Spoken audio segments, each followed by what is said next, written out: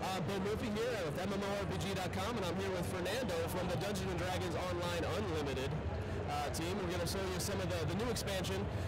And please, Fernando, why don't you tell us all about it? Sure, yeah, we're here to take a first look at Menace of the Underdark, DDO's first ever expansion that's coming out this summer on June 25th. It's a pretty big release. It's got a really big story that's going to take us into the Forgotten Realms and have us face off against the Drow of the Underdark and Lolth, the Demon Spider Queen, who is their goddess. She's our big villain in this release, and that's a pretty fun story we're going to chase. We also have the Druid class being introduced to the game for the first time. That's a very exciting thing. Those are probably the top 2 requests we've ever had in DDO, is go to Forgotten Realms and do the Druid. And you're giving it to them. We're giving finally the fans have what they want. Here with Menace of the Underdark, which is, again, just coming this summer really fast. We're gearing up to the beta, which is going to start in May, and we're looking at today here for the first time some of the early content that's going to be in that expansion. This is a pre-alpha build that we're looking at. Okay. We're about to hit alpha for the game in the next couple of weeks, and then going fast furious into beta. So we'll take a look at some of the stuff that's in here.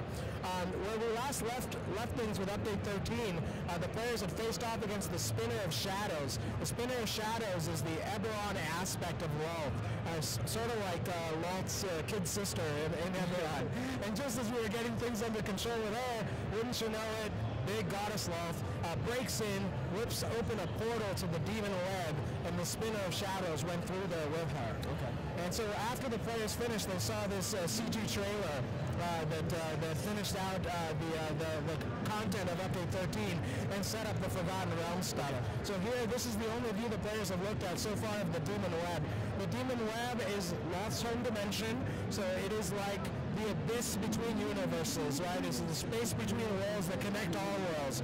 And it connects in a particular way.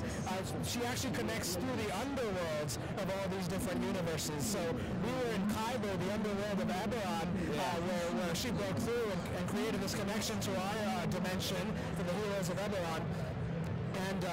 And then we're going to come through the Demonweb in the expansion and actually come out in the Underdark, which is the underworld of Forgotten Realms, of course, and eventually emerge in the overworld near a town of Eveningstar in the land of Phelan and the country of Cormyr. But this is the first taste of the Demonweb itself. Wow. So this is how the Demonweb will look when we're actually in-game. You can see it's a pretty trippy otherworldly space.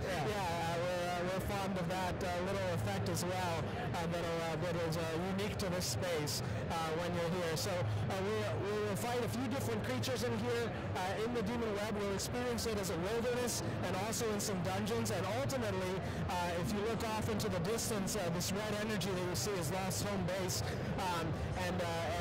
Can you look off and see Lolth's home base here in the distance? Where we are going to fight the raid. Look off into the distance. That stuff over there. That's where we're eventually going to reach. That red energy over there. Where eventually we're going to fight her herself. Okay. So we're not going to do that all the way today, but we'll give you a little peek at that. This is just a tiny slice of Demonweb.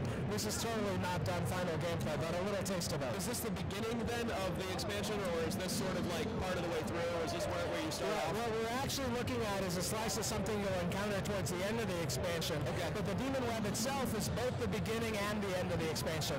It's the first place we're going to set foot outside of Eberron is the Demonweb, and that's how we're going to get to Forgotten Realms. But then we're going to travel very quickly through the Underdark and then up into Eveningstar, and that's where we're going to pick up the storyline of Forgotten Realms. Will be in Eveningstar. But it's also the end of the game because eventually we're going to take the fight to the Drow in the Underdark, reach their city of Shimmerin. This is a cool new monster. This is a Drider. They are half Drow, half Spider. We're going to have a few new Driders in the game. We'll have male and female versions of the Driders. It's an all-new model. We think they're looking really cool.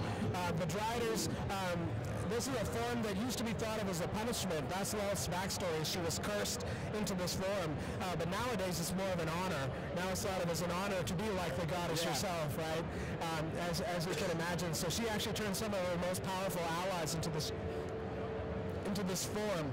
So we're going to cheat a little bit and kill a few of these Driders and see if we can't bring one of the powerful demons of the Demonweb out to meet us. It wouldn't be a press demo without a little cheating. Exactly. Okay. A little cheating is healthy. You do see a few of the Druid abilities as we go through here. Yeah. The Druids, there's our big boss. This is a guy named Garistro. He is a demonic minotaur who we're only going to meet in the Demonweb. He'll be basically like a rare spawn red name in the wilderness. Okay. So what we're hearing is a little slice of the wilderness area of the Demonweb. You can think of the expansion of Menace of the Underdark as 3 large adventure packs, right? Okay. We release major updates with adventure packs in them about 5-6 times a year, right? About 2 months apart is about as fast as we can go. Yeah. But with this one, we'll have 3 of them all together. And, you know, our normal updates maybe have 4 dungeons in them. Sometimes they have a raid, sometimes they have a wilderness area, sometimes they have a public area or unique quest mechanics or loot or whatever it may be. This is all 3 of them have large wilderness areas as part of them. They all have 4 or more quests. They all have a nice storyline with nice named loot. Here we're going to give you a very special first look at Loth herself. So this is how Loth might look. She won't really be attacking you in the wilderness area, but this is just for you, a little taste of what she will look like. And again, just to prove the point that she will be a little bit bigger than the Spinner of Shadows. She can basically do whatever she wants. You're in her territory here, but that's going to be a really cool fight. At the very end of the expansion, the climax will be a 12-man raid encounter where we fight Loth herself. Wow. Okay. So that'll be the very end of it. So we have a big raid. Let's go ahead and get out of here and go to Eveningstar. The whole thing will build up and come back to the Underdark. That's right. To Loth. So one of the nice things is you get a little taste of Demonweb, a little taste of Underdark, and then you have to do it for real, the hard way, the other way, and eventually work your way back to the Demonweb. So here we are in Eveningstar. Again, this is a very early look at the town. It's not done. We're still in this alpha build putting it together. But, you know, aside from missing a lot of decoration and NPCs, you get a sense for how the town is going to look. Before we walk through there, though, we want to take you through one of the early dungeons that we're going to do in Eveningstar. So this cave that we're entering is actually a cave that belongs to a group of forest hags. It is a quest you're going to start right from the public area of Eveningstar.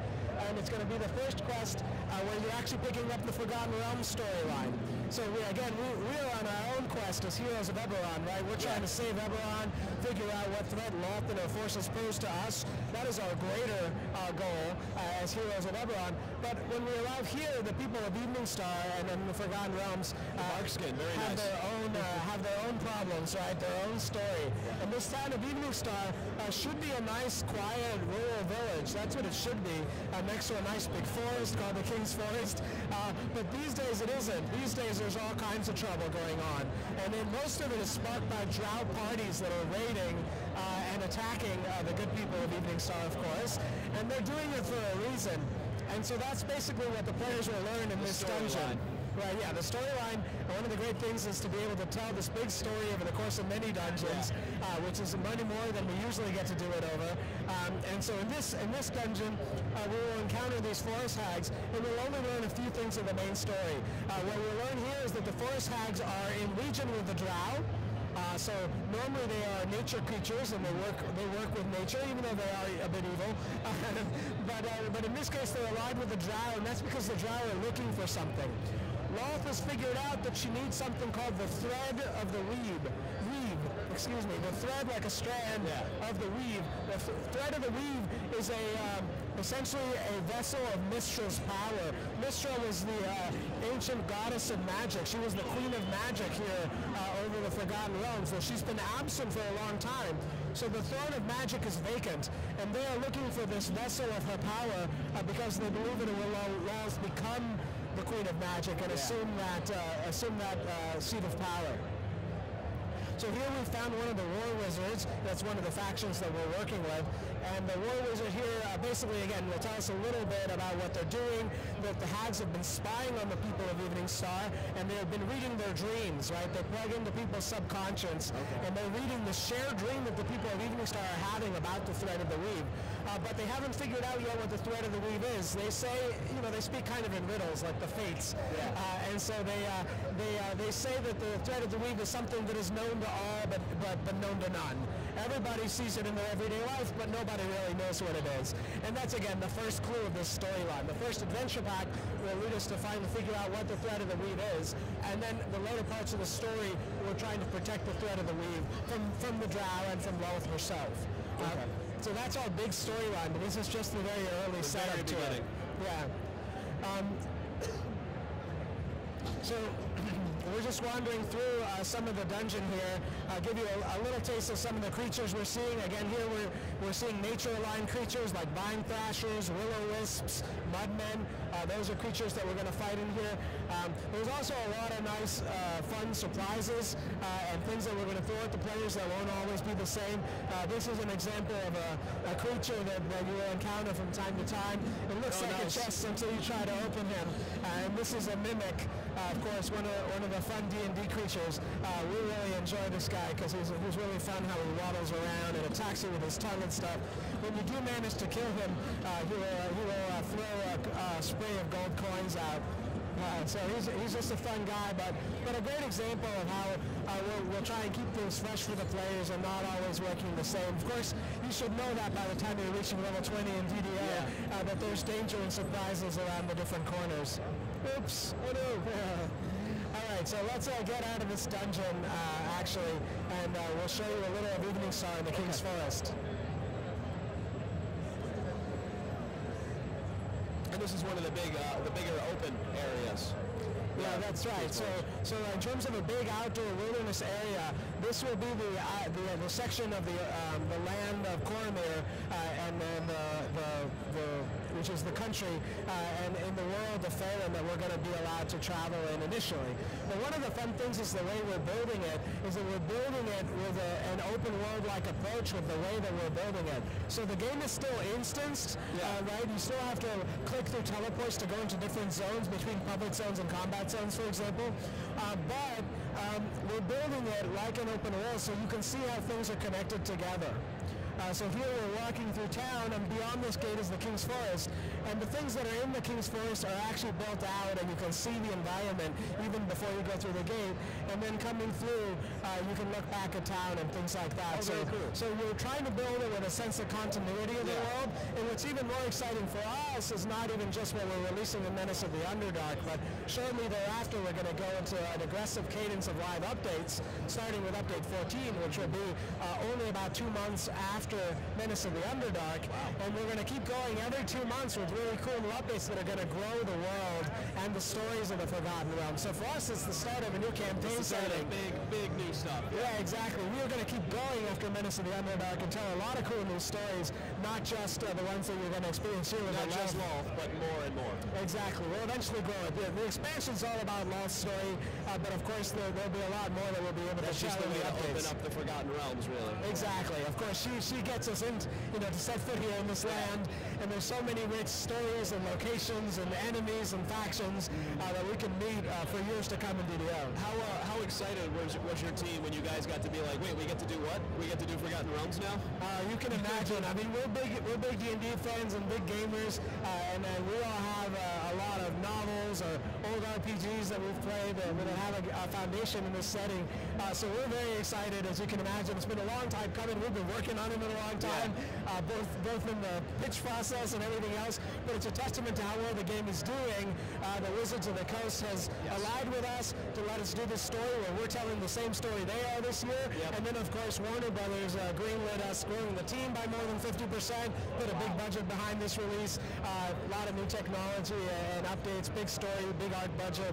It's a lot of fun for us on the DDO team to get to do this. It's like a whole new game all over again. Yeah, we're excited to do the expansion right. It's our first expansion for DDO. We don't want it to feel like something where you're wondering if this really feels like it should be an expansion. This is a big release for us. So what kinds of new features will you be throwing in on the engine and the game in general with the expansion besides the content packs? Yeah, so on the engine side, there's a ton of new updates. I mentioned a few of the graphics updates, like things things like the grass and the leaves moving while you walk through them, which are little immersion features, right? When you walk through, some updates to other shaders and environmental rendering technology for trees and things like that, which really matter for bringing about the forest, or technology for how we're going to bring about the Underdark, and something called dark vision. So actually this is something we're seeing here in the forest too. When you encounter certain drow invading parties, they bring a cool magic with them called the darkening. The darkening is the super darkness that they bring with them, because they have an advantage in the dark. They see in the dark, right? They have this dark vision ability, which you probably don't. But even if you don't, you can get it as part of this expansion. So by the time you're deep into the Underdark, dark vision will have a big role in the gameplay of the game, when you should turn it on and when you shouldn't, right? It makes you see in the darkness. There's this nice reveal moment, right? When you're in the Underdark, you're surrounded by this claustrophobic darkness. You turn on your dark vision, and all of a sudden it's like the Grand Canyon in front of you, right? It's like, oh my God, I had no idea the space in front of me was this vast and this big. That's cool. The Underdark is the biggest underground space that we've ever done in DDO. That's saying something for our game. We have some pretty big ones already. It's going to be pretty cool. And you know, it's again something we're going to keep growing. You're not going to get access to all of it right away. That'll be something we save some of for future updates as well. So it's going to keep growing, and that's something that's exciting for us. So the drow, I was saying, they bring this darkness with them in the forest, and then when you defeat the right number of them, stop that ritual, you'll be able to stop the darkening, and if there's any of them left, they'll get temporarily blinded, right, because they're susceptible to light. Yeah. So that's one of the cool things. It's a D&D flashbang. Yeah, and that's the other thing. You can throw the flashbangs at them, right? And it'll be very effective against them, and they're more susceptible to light damage and those kinds of blindness effects. So we're wandering through the forest too. One of the things you see is that there's a lot of different little mini quest type mechanics that are going to spawn. We took some inspiration from the random encounters that your DM probably throws at you from time to time when you play the pen and paper game. We want the game to not always feel exactly the same when you're wandering through the forest, for example. So you're going to find different kinds of spawns, and some of these are going to be like little mini quests in and of themselves, and they won't always behave the same. So sometimes you might find a lost villager, and she'll say, "Guide me home," and you have to escort her all the way home through whatever dangers might meet you until you get to Eveningstar again. But sometimes you'll find a similar-looking villager. She'll say, "Guide me home," and then she might turn into a hag. Once you say, like, "Hey, come this way," as soon as you turn your back, she says, "That won't be necessary." She tries to eat you, right? So little surprises that layer onto the main storyline that you're going to be chasing as well. Cool. So we've shown a few of the Druid abilities as we play. Certainly some of the cool stuff with the Druid is the wild shape ability.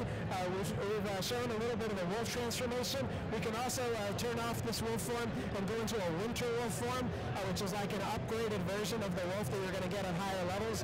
We get some special abilities like a frost breath ability and things like that that are thematic to that form. So that's basically how we want the wild shapes to work, right? They let you focus on certain aspects of the class abilities at different points in time. The wolf's definitely going to be a damage focused, melee damage and the like for the form. The bear is more of a tanking form, right? Absorbs a lot of damage. And we have a dire bear is the upgraded high-level version of that. We do have bears and dire bears that you can fight out here in the forest and in the Underdark as well. And then we also have elemental forms, which we're not quite ready to show, that are looking really cool, where you can turn yourself into a fire elemental. But not ready to show yet. No, I'm sorry. We had it almost ready, but these are the animation on the swimming of the wolf. Thank you. Yeah, we love all the little doggy wolf animations, doggy paddle. But it is a testament to how excited our team is. We get all excited about that too, and we spend time making different underwater swim animations versus surface swim animations, and we're talking about, does it feel right? Does it feel great? Here in the distance, we have a special enemy here as a part of our sneak peek. We have a green dragon, which is one of the really cool, big, epic monsters that we're going to face in this release. Of course, what would DDO be without cool dragons? Dungeons and Dragons, right? We got to do it. So we're introducing an all-new type of dragon in the green dragon. We also have a bunch of new red dragons, the red dragon being our iconic classic mascot, right, in the game. So we're going to have new red and green dragons. This guy here is a pretty vicious creature. Like all the green dragons, they're poison focused, so that also fits one of the other themes of our expansion, along with nature and darkness. We'll be facing off against poison enemies in a different way as we go into the epic levels. Between this dragon, a nice bevy of new spiders that are allied with the Spider Queen, and the Drow, who of course are experts with certain poison attacks. It's time to fear poison again in DDO, and get some new ways to deal with it. So yeah, this is some of the big things we have to show you. In addition to these guys and some of the big enemies like the Garissa we talked about, we'll have some other cool enemies in the Underdark, like the Purple Worm, which D&D fans know is this just immense monster that burrows under the earth and then comes out, will attack you, sometimes with a tail and the head at the same time.